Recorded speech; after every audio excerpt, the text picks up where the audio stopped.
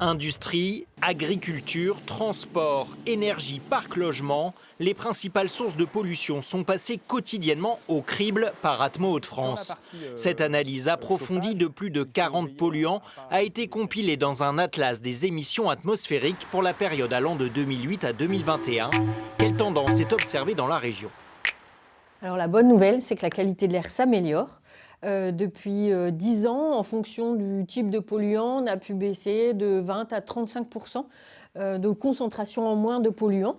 Donc ça, c'est une bonne nouvelle. Alors ça s'améliore, mais pas assez. On est très loin des seuils qui sont recommandés par l'Organisation mondiale de la santé. Qui sont les bons élèves?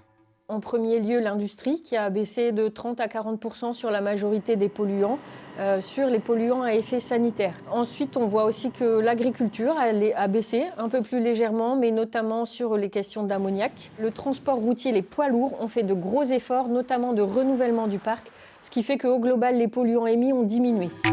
Quelles problématiques persistent?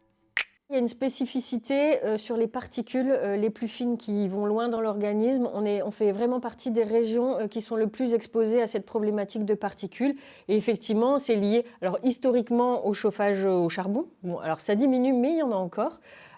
Aussi au chauffage au bois, au fait qu'on a un habitat très dense, qu'on a un secteur industriel très dense, aussi un réseau routier très dense. Si l'étude est quelque peu faussée par les années Covid, Atmo estime que la qualité de l'air s'améliore vraiment dans la région.